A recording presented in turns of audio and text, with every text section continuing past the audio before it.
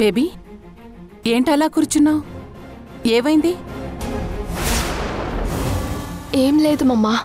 మన దగ్గర డబ్బులున్నప్పుడు మనం ఏది కావాలంటే అది, ఏం కోరుకుంటే అది మన కళ్ళ ముందు నిమిషాల్లో వచ్చేది.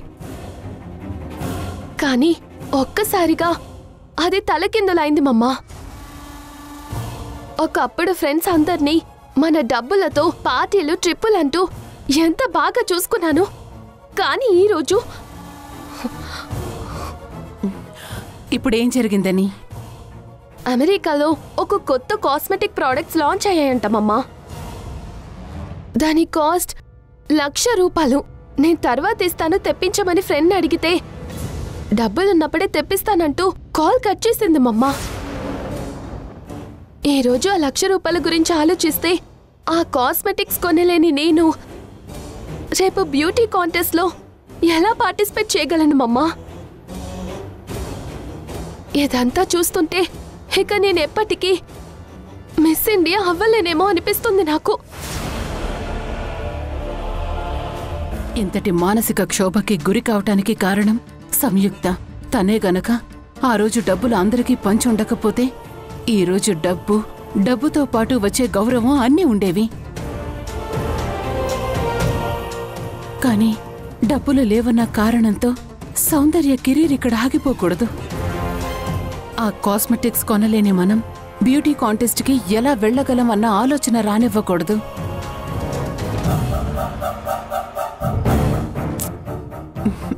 బేబీ, ఇంత చిన్న విషయానికి ఇంతలా ఆలోచించాలా? మన దగ్గర డబ్బు లేకపోతే ఏంటి, మనకున్న పరిచయాల్ని వాడదాం. నువ్వేం కంగారు పడకు. నీకు 600 సరే కాస్మెటిక్స్ తెప్పించే బాధ్యత నాది. నిజంగానమ్మా? నిజంగానే. నీకా కాస్మెటిక్స్ వచ్చేసినట్టే, సరేనా? అలాగే మమ్మా. Thank you so much. నాకు అర్జెంట్ ఫోన్ కాల్ మాట్లాడేది ఉంది. I will come back.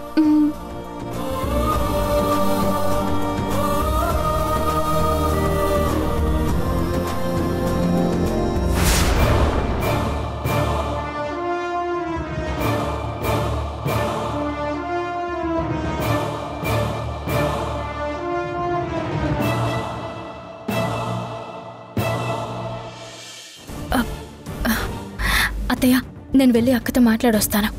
జాగ్రత్త అమ్మా.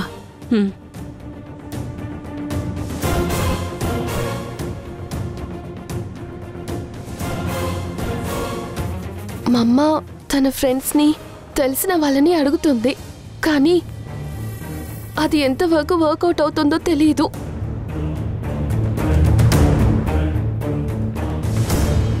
అక్క,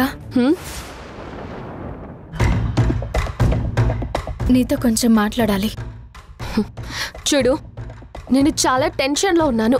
అనవసరంగా నన్ను విసిగించుకో. ఇప్పుడు నేను మాట్లాడే మూడ్లో కూడా లేను. ఏమైందక్క? ఎందుకంత టెన్షన్ పడుతున్నావు? చెప్పానుగా, ఒకవేళ అది నీకు చెప్పినా నీ వల్ల కాదు. మా బాధలేవో మేము పడుతున్నాం, వదిలేయ్. నువ్వు చెప్తేనే కదక్క నేను చేయగలనో లేదో తెలిసేది. అర్జెంటుగా నాకు ₹1,00,000 కావాలి. నువ్వు ఇస్తావా?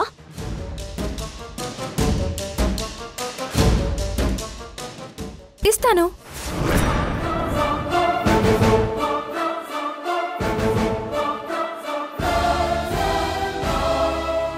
ఏంటి, ₹1,00,000 నువ్వు ఇస్తావా? అవునక్క, నీకు కావలసిన ₹1,00,000 నేనిస్తాను. అంత డబ్బు నీకెక్కడిది? టాక్సీలు, క్యాబులు నడిపి ₹1,00,000 సంపాదించావా? ఎలాగైతేనేమక్క, నీకు కావాల్సింది డబ్బులు, అవి నేనిస్తాను.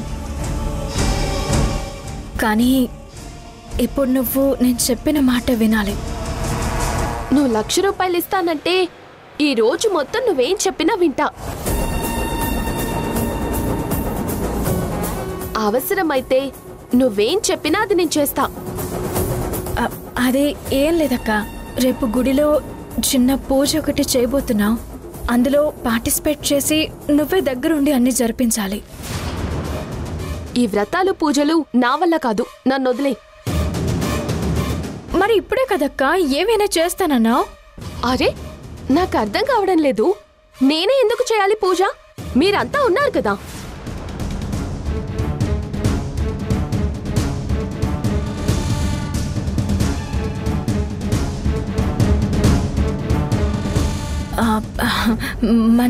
మన ఇంటికి పెద్ద కూతురు నువ్వే కదక్కా.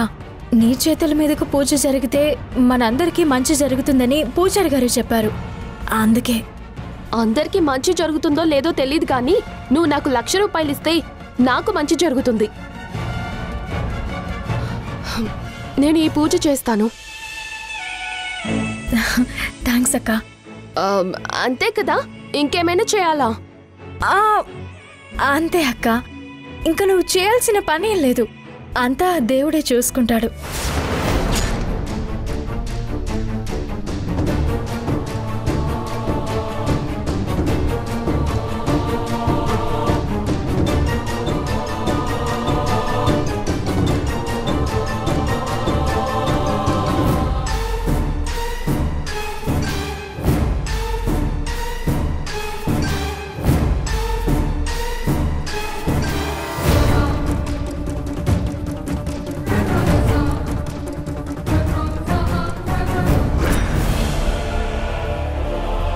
ఏంటి బేబీ, ఏంటంట? ఎందుకొచ్చింది? మళ్ళీ ఏం రాయబారం మోసుకొచ్చింది? మన కాస్మెటిక్ కిట్ కావాల్సిన 1,00,000 రూపాయలు తను ఇస్తానంటుంది మమ్మా.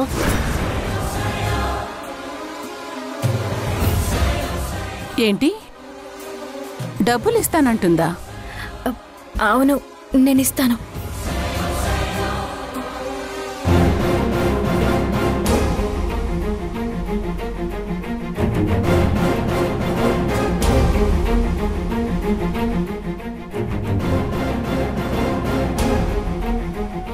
సంయుక్త ఏంటి 1,00,000 రూపాయలు ఇస్తానని ఒప్పుకుంది? అంత డబ్బు ఈ ఒక్క రోజులో ఎలా అరేంజ్ చేస్తుంది? అసలు సంయుక్త ఏం ఆలోచిస్తోంది?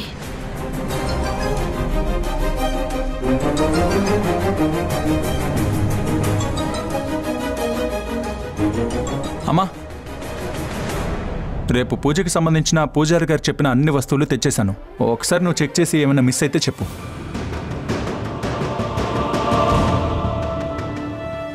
ఏమైందమ్మా? కాలు నొప్పి ఎక్కువైందా? అది కాదురా. మరి ఇంకేంటమ్మా? మరి నేను పూజ జరిపించడానికి ఒప్పుకున్నాను కదా. నువ్వు ఇంకా ఇలా డల్గా ఉంటే నా మనసు ఎంత బాధపడుతుందో నీకు తెలుసా? అమ్మా, నువ్వు ఎప్పుడూ ఆనందంగా ఉండడమే నాకు కావాలి. అంతేగాని నువ్వు ఇలా బాధపడుతూ ఉంటే నేను చూడలేను. బావా, అత్తయ్య బాధపడుతుంది, ఆలోచిస్తుంది. నీ గురించి కాదు, తన కాలు గురించి కాదు. మరి అది మరేంటంటే బావా. సంగీత, నువ్వాగమ్మా. ఏం లేదురా వాసు, రేపు పూజ గురించి ఎలా జరుగుతుందో అని ఆలోచిస్తున్నాను, అంతే.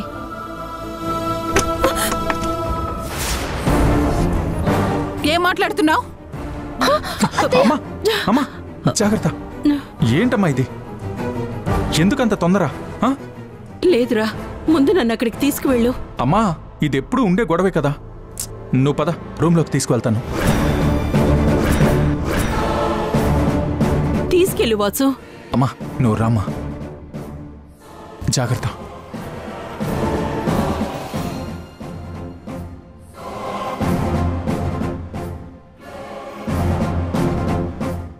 ఏంటి, ఒక్కొక్కరు వచ్చి తమాషా చూస్తున్నారా? ఇప్పుడు మీరు చెప్పారని సౌందర్య వచ్చి పూజ చేయాలా?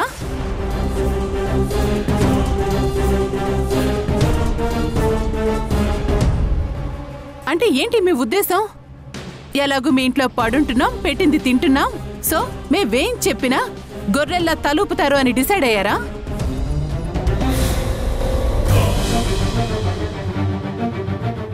ఏం జరిగిందని పాను? ఇప్పుడు ఆ కేకలెందుకు? మాట్లాడుకు నువ్వు. ఇదంతా నీ వల్లే జరుగుతుందని నాకు తెలుసు.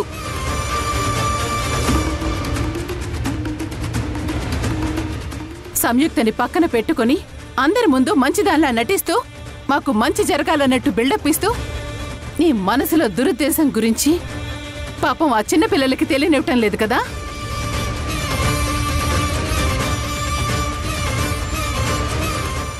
ఇప్పుడు మీరెందుకు మా అమ్మని అంటున్నారు? మీ కూతుర్లు మీ ఇష్టం. మీరు పూజలే చేస్తారో పస్తులే పడుకోబెడతారో మీ ఇష్టం.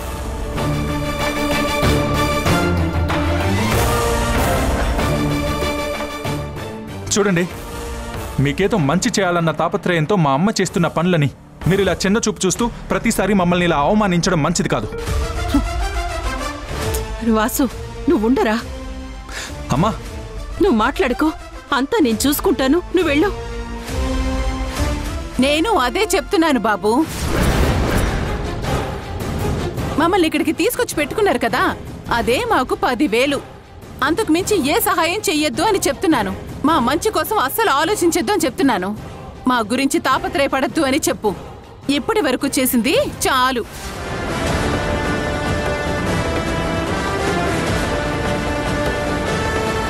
మా మంచి కోసం తాపత్రయపడుతుందని అందర్నీ నమ్మిస్తూ అనుక్షణం ఏదో ఒక విషయంలో అవమానించాలని చూస్తూ నీ బ్రతుకు మేం లేకపోతే ఏంటి అన్నట్టుగా మమ్మల్ని వెక్కిరిస్తూ రాక్షసానందం పొందుతుంది.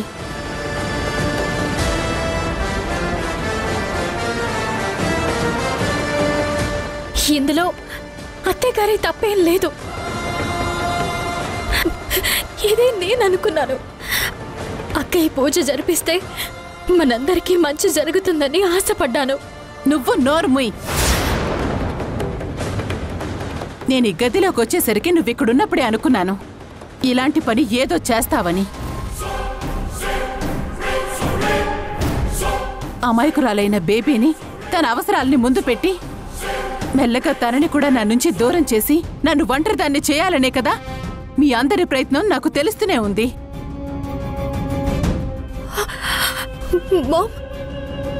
చూడండి, ఇక్కడున్న వాళ్ళందరికీ చెప్తున్నాను, మీ బ్లాక్మెయిల్ ప్రయత్నాలు మానుకోండి. నువ్వు ఇది చెయ్యి, దానికి బదులుగా నేను అది చేస్తాను అన్నట్టుగా పిచ్చి పిచ్చి ప్రయత్నాలు మానుకోండి. ఇక వెళ్ళండి.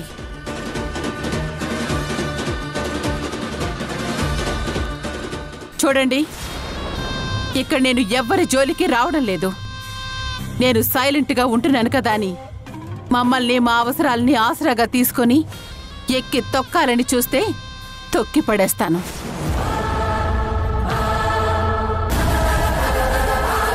ఈ పూజ ఏది సౌందర్య చేయదు. ఇలాంటి ప్రయత్నాలు ఏవైనా ఉంటే మానుకోండి. అమ్మో, ఎప్పుడు గాని మా అమ్మ అడిగితే ఈ పూజ గాని జరగకపోతే సంయుక్త ఇస్తానన్న 1,00,000 రూపాయలు మిస్ అవుతాయి. దాంతో ఆ కాస్మెటిక్ కిట్ మిస్ అవుతుంది. లేదు, అలా జరగకూడదు. ఒక పూజకి 1,00,000 రూపాయలు అంత ఈజీగా మిస్ చేయకూడదు.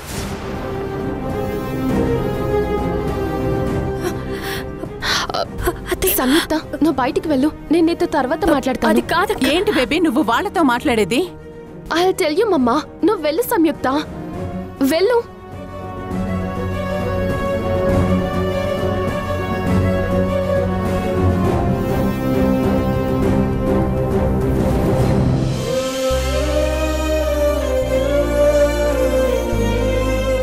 జాగ్రత్త.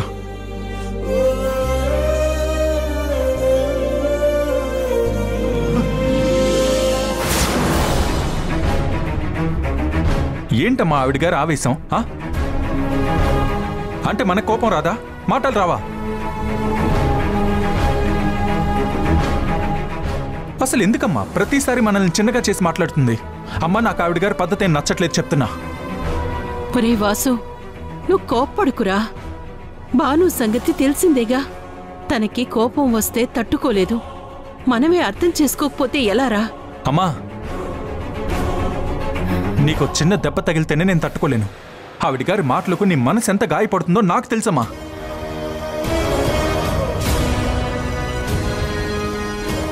అమ్మా, ఎందుకమ్మా ఇలాంటి అవమానాలు పడతావు? ఎవరెలా పోతే నీకెందుకు అసలు? అమ్మా, నువ్వు మంచి ఉద్దేశంతో చేస్తున్న పనులకు కూడా వాళ్ళు అర్థం చేసుకోకుండా మాట్లాడితే ఎలాగమ్మా? వాసు, వీళ్ళకి మంచి జరిగితే మనకు ఆనందమే కదరా. ఈరోజు ఒక మాట అంటున్నారని మంచి జరగాలని కోరుకోకుండా ఉండలేం కదరా. అమ్మా, నా బాధ నీకు అర్థం కావట్లేదమ్మా.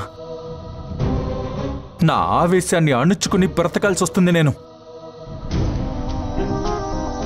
నీ ఇష్టం అమ్మా. నీ మాట నేను ఏదైనా కాదన్నానా చెప్పు.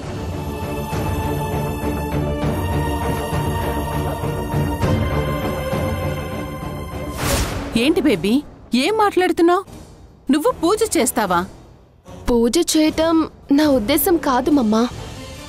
నాకు అర్థమైంది బేబీ. ఇప్పుడున్న మన పరిస్థితుల్లో 1,00,000 రూపాయలంటే చాలా పెద్ద అమౌంట్. కానీ దీన్ని ఆసరాగా తీసుకొని మనల్నెక్కడ తక్కువగా చూస్తారోనని నా భయం. ఇన్ని రోజులు పులిలా బతికాను. అవసరమైతే పస్తులైనా ఉంటాను, కానీ గడ్డి తినలేం కదా. నీ ఎమోషన్ నాకు అర్థమవుతుంది మమ్మా, కానీ ఇక్కడ చిన్న లాజిక్ ఉంది. ఏంటది? మనం ఇక్కడ ఉంటున్నామన్న మాటే కానీ మొత్తం సంయుక్త సంపాదిస్తున్న సంపాదన మీదే ఇల్లు నడుస్తుంది. మన అవసరాలు తీరుస్తుంది. మన కుటుంబానికి అత్తే వాళ్ళు చేస్తుంది రూపాయి కూడా లేదు. ఇప్పుడు కూడా మనకిస్తానంటున్న డబ్బు సంయుక్త సంపాదించిందని చెప్పింది. సో వాళ్ళ డబ్బు మనం రూపాయి కూడా వాడటం లేదు. వాళ్ళు మనల్ని అలా చూస్తారని నాకు 1% కూడా లేదు మమ్మా. ఇంకా పూజ అంటావా? అత్తే చెప్పిందని ఆ అమాయకురాలు మన కుటుంబానికి ఏదో మంచి జరుగుతుందని అనుకుంటుంది. అనుకొని రేపు ఇలా వెళ్ళామా, అలా పూజ చేశామా, డబ్బులు తీసుకొని వచ్చామా, ఇందులో అత్తయ్య వాళ్ళ పెత్తనం ఎక్కడుంది? ఆలోచించు.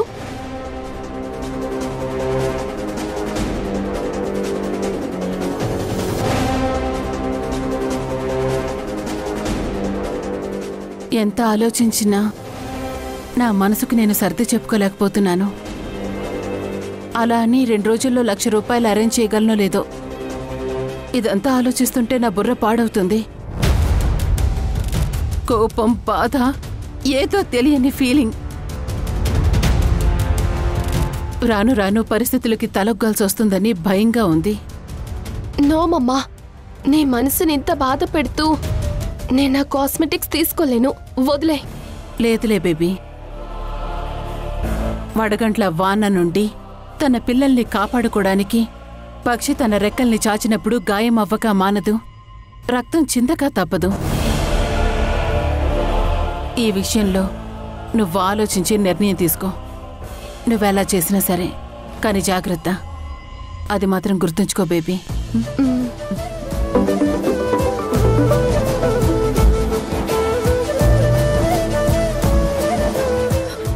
నన్ను క్షమించండి అత్తయ్య. మనం చేయాలనుకున్న ఒక మంచి కోసం ఎంతమంది బాధపడుతున్నారు. అటు మీ అబ్బాయి, మీరు ఎంతలా బాధపడుతున్నారో తలుచుకుంటేనే ఏదోలా ఉంది. దారిలో పోతుంటే రాళ్ల దెబ్బలు తప్పవమ్మా. అప్పుడు బాధగా ఉన్నా గమ్యాన్ని చేరినప్పుడు వచ్చే సంతోషం ముందో ఆ దెబ్బలేవి గుర్తుకు రావమ్మా. భాను ఒప్పుకొని రేపు కళ్యాణం జరిగాక దాని ఫలితంగా మనింట్లో వివాహం జరిగితే అంతకన్నా కావాల్సిందేముంది? కానీ నువ్వు మాటిచ్చినట్టు చూడండి, అమ్మని కష్టపడి ఒప్పించాను. తన మనసుని కష్టపెట్టుకుని అమ్మ ఒప్పుకుంది.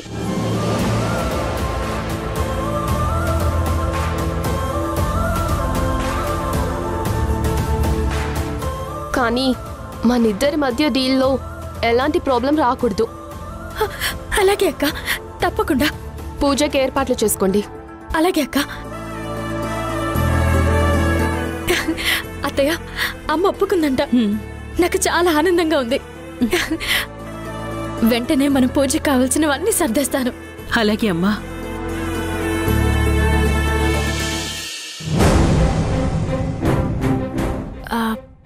అత్తయ్య పిలిచారంట. రేపు కళ్యాణానికి వస్తువులు సర్దుతున్నాను. నేను ఆ విషయమే మాట్లాడదామని పిలిచాను సమయం.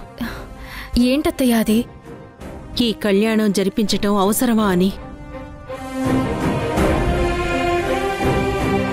అదేంటత్తయ్య అలా అంటారు? దీని గురించే కదా ఉదయం నుంచి ఎన్ని గొడవలు. నేనంటున్నది గొడవల గురించి కాదు సమ్యం, డబ్బుల గురించి. నువ్వు సౌందర్యకిచ్చిన మాట గురించి. ఇప్పటికిప్పుడు 1,00,000 రూపాయలు ఎక్కడ్నుంచి తెస్తావు? ఎలా ఇస్తావు? నాకేం అర్థం కావడం లేదమ్మా. అత్తయ్య, మీరే అన్నారు కదా నాన్నగారి కోరిక నెరవేరాలంటే అక్క పెళ్లి జరగాలని. అక్క పెళ్లి జరగాలంటే మన రుక్మిణి కళ్యాణం చేయించాలని. అక్క మనసు మారుతుంది, తన పెళ్లికి ఒప్పుకుంటుంది, దానికి రుక్మిణి కళ్యాణం హెల్ప్ అవుతుంది అనుకుంటే 1,00,000 రూపాయలేంటత్తయ్య, 10 లక్షలైనా తెస్తాను. నిజమేనమ్మా, కానీ ఎలా? మనకి రేపటికల్లా 1,00,000 రూపాయలు ఇచ్చేదెవరు?